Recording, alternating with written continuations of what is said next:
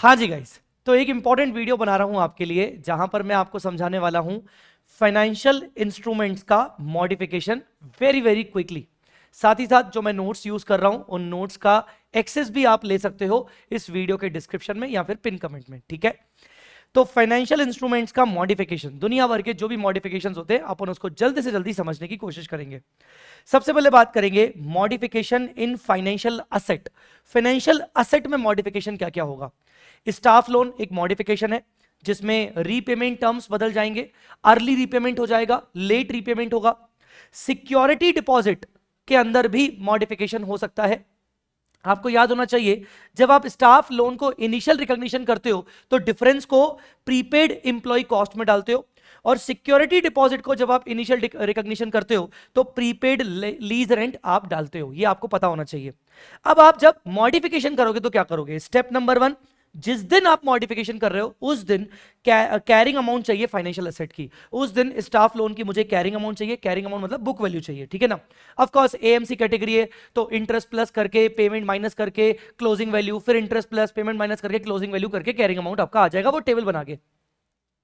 Step number 2 में मुझे modification date पर रिवाइज्ड अमाउंट चाहिए। Revised amount as per the revised terms and revised discounting rate if available, otherwise original discounting rate.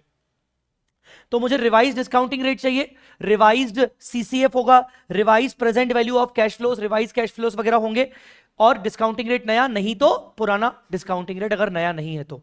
अब आपको carrying amount मिल गया, revise amount मिल गया, जो भी डिफरेंस आएगा उस डिफरेंस को आप बोलोगे गेन और लॉस। अब डिफरेंस को कैसे एडजस्ट करोगे। अगर ये फाइनेंशियल एसेट का मॉडिफिकेशन है तो फाइनेंशियल एसेट हो सकता है आपका स्टाफ लोन हो, तो स्टाफ लोन में जो गेन लॉस आया आप उसको प्रीपेड एम्प्लॉय कॉस्ट की जो अनअमोटाइज पोर्शन बची हुई होगी उसमें ऐड लेस करोगे। अगर लॉस आया होगा तो वो अनअमोटाइज प्रीपेड कॉस्ट में जाके ऐड हो जाएगा। गेन होगा, क्रेडिट बैलेंस है तो अनअमोटाइज प्रीपेड एम्प्लॉय कॉस्ट में जाके लेस हो जाएगा। सिक्योरिटी डिपॉजिट के केस में अगर यही मॉडिफिकेशन सिक्योरिटी डिपॉजिट के केस में हुआ होगा तो सेम गेन लॉस को आप प्रीपेड लीज रेंट में एडजस्ट करोगे, लॉस को ऐड करोगे, गेन को लेस करोगे। और कोई दूसरी एसेट होगी जहां पर आपको बताया नहीं गया कि कौन सी फाइनेंशियल एसेट है, नॉर्मल एक लोन टाइप की एसेट होगी, ठीक है ना, नॉर्मल लोन, स्टाफ लोन नहीं, तो आप डायरेक्टली उसको पीएनएल में लेके जाएंगे, ठीक है, डन। इस तरीके से एंट्री होगी। या तो आपकी फाइनेंशियल एसेट बढ़ रही है या तो आपकी फाइनेंशियल एसेट गिर रही है। बढ़ रही है तो financial asset account debit, to PNL अगर कोई और एसेट है, टू प्रीपेड एम्प्लॉय बेनिफिट या to prepaid lease rent, depend करता है कौन से टाइप की एसेट है। इसमें एक इंपॉर्टेंट क्वेश्चन आपको याद होगा व्हील कंपनी लिमिटेड का था, early repayment of any instalment. अगर किसी इंस्टॉलमेंट को अर्ली रीपे किया गया है तो जो इंस्टॉलमेंट मुझे अर्ली रीपे हो रही है तो बैंक अकाउंट डेबिट, उसके कारण मेरी फाइनेंशियल एसेट रिड्यूस हो रही होगी। फाइनेंशियल एसेट रिड्यूस कैसे होगी, वही स्टेप 1 और स्टेप 2 का जो डिफरेंस आ रहा है उतने से मेरी फाइनेंशियल एसेट रिड्यूस हो जाएगी क्योंकि अर्ली रीपेमेंट हो रहा है, और डिफरेंस को मैं एडजस्ट करूंगा अकॉर्डिंगली वही प्रीपेड एम्प्लॉय कॉस्ट के अंदर, क्योंकि वो अर्ली रीपेमेंट मुझे एम्प्लॉय कर रहा है।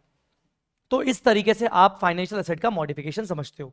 अगले बात करते हैं early redemption of compound financial instrument. सबको पता है कंपाउंड फाइनेंशियल इंस्ट्रूमेंट मतलब financial liability and equity. Initially आप कैसे रिकॉर्ड करते हो, इनिशियल प्रोसीड्स के दो हिस्से करते हो, फाइनेंशियल लायबिलिटी और बैलेंसिंग फिगर निकालते हो इक्विटी। फाइनेंशियल लायबिलिटी कैसे निकालते हो, प्रेजेंट वैल्यू ऑफ सीसीएफ करके, ठीक है। अब आपको उस क्वेश्चन में आपको याद होगा ऐसे कुछ क्वेश्चन होते हैं जहां 2 साल 3 साल बाद हम ऑफर करते हैं, हम ऐसा लायबिलिटी होल्ड करके बैठे, हम ऑफर करते हैं कि हम आपको अर्ली रिपेमेंट कर देंगे आज की मार्केट वैल्यू पर, और आज का रिवाइज डिस्काउंटिंग रेट 100 है। तो अगर ऐसा हुआ तो क्या करना है, सेम सबसे पहले आपको कैरिंग अमाउंट चाहिए। आज एग्जिस्टिंग फाइनेंशियल लायबिलिटी की कैरिंग अमाउंट, क्योंकि अमोटाइज कॉस्ट है तो इंटरेस्ट लगा के रीपेमेंट करके कैरिंग अमाउंट क्या होगी। इक्विटी कंपोनेंट तो एज इट इज उतना ही होगा जो आपने इनिशियल रिकॉग्निशन पर बुक किया था।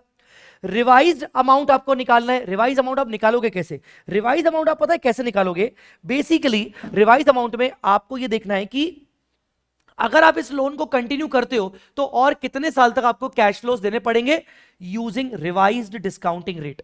कब डिस्काउंटिंग रेट रिवाइज यूज करना होता है, कब डिस्काउंटिंग रेट नया यूज करना होता है, मैंने इसका एक स्पेसिफिक वीडियो बनाया है और वो वीडियो मैंने अपने चैनल पे डाला है जिसको मैं अपने डिस्क्रिप्शन में इस वाले वीडियो में डाल दूंगा। तो रिवाइज्ड फाइनेंशियल लायबिलिटी बनाओगे कंसीडरिंग रिमेनिंग कितने नंबर ऑफ ईयर्स बचे हैं, कितने कैश फ्लोज और देने हैं as per the agreement, multiply by revised discounting rate, ठीक है ना। आई बात समझ में कि नहीं? फिर इक्विटी रिवाइज कैसे निकालोगे? आज अगर तुम अर्ली रीपेमेंट कर रहे हो तो कितने वैल्यू पर कर दोगे? आज ऑफर प्राइस उनको क्या दे रहे हो, 6 लाख 7 लाख जो भी वैल्यू है, उसमें से तुम ऊपर वाले फाइनेंशियल लायबिलिटी कंपोनेंट की वैल्यू गिरा दो, तुम्हारा इक्विटी कंपोनेंट आ जाएगा। अब देखो, तुमने कैरिंग अमाउंट निकाला था फाइनेंशियल लायबिलिटी और इक्विटी का, रिवाइज अमाउंट निकाला था फाइनेंशियल लायबिलिटी और इक्विटी का, बस डिफरेंस निकाल लो। क्या डिफरेंस करोगे? जो भी फाइनेंशियल लायबिलिटी कंपोनेंट के कैरिंग अमाउंट और रिवाइज अमाउंट में डिफरेंस आया उसको पीएडएल में एडजस्ट करोगे।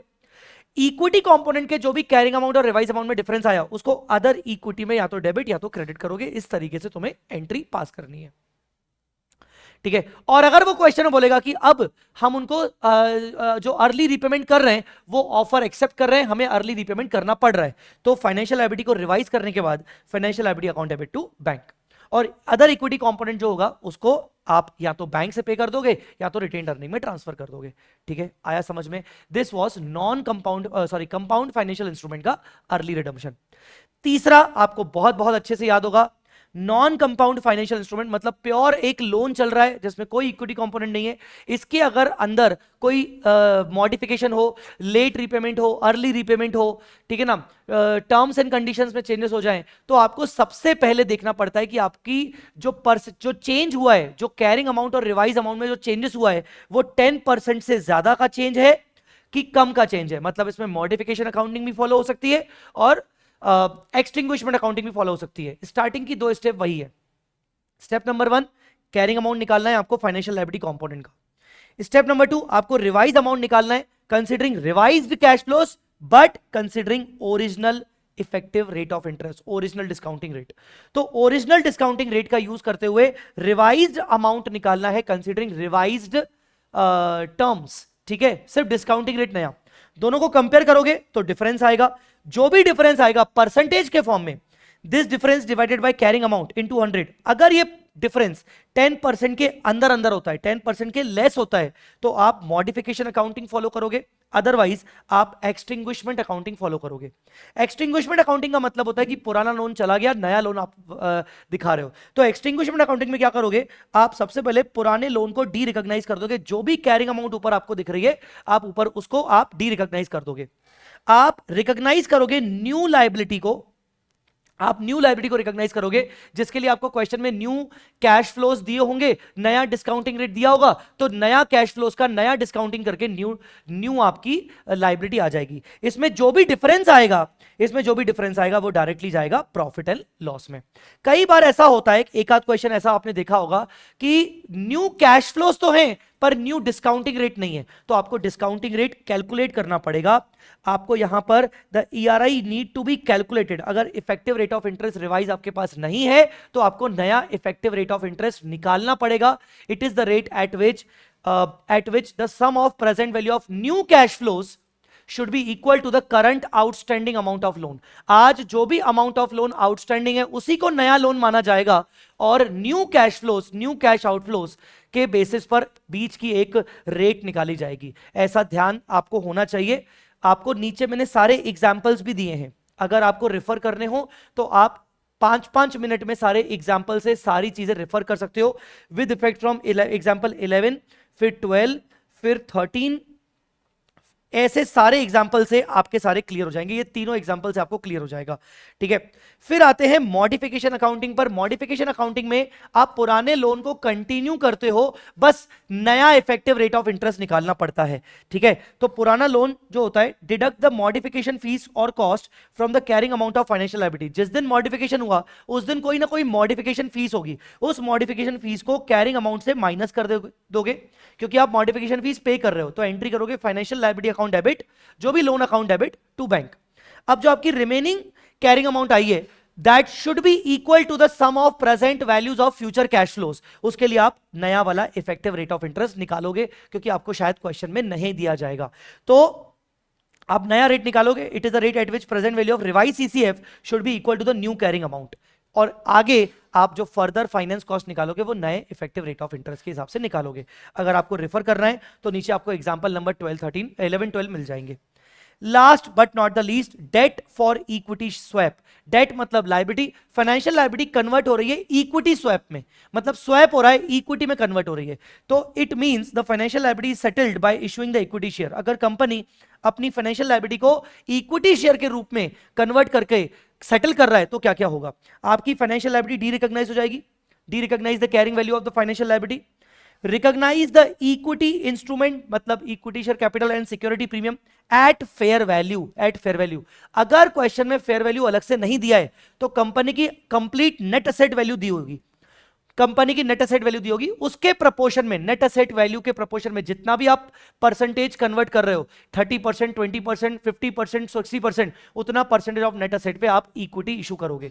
मान लो वो बोल रहा है कि हम डेट को सेटल कर रहे हैं बाय गिविंग देम अपनी कंपनी का 40% ऑफ द इक्विटी स्टेक, तो नेट असेट्स का 40% will be the equity share capital and security premium. Equity share capital में फेस वैल्यू आएगा। अब इन दोनों में जो भी डिफरेंस आएगा उस डिफरेंस को आप प्रॉफिट एंड लॉस अकाउंट में डाल दोगे। सो ये था आपका मॉडिफिकेशन अकाउंटिंग। इसके लिए मैं आपको हाईली रिकमेंड करूंगा कि ये नोट्स अगर आप रेफर करते हो तो आप एग्जाम्पल नंबर 11, एग्जाम्पल नंबर 12 और एग्जाम्पल नंबर 13, अगर ये 3 एग्जाम्पल देख लोगे तो आपको कुछ और देखने की जरूरत नहीं पड़ेगी। मैं ये ओवरऑल पीडीएफ आपके सामने अभी अपलोड कर दूंगा। ठीक है, चलिए, आई होप आपको ये मॉडिफिकेशन अकाउंटिंग फाइनेंशियल इंस्ट्रूमेंट की समझ में आई होगी। अगर अच्छा लगा होगा वीडियो तो प्लीज इस वीडियो को लाइक करिएगा।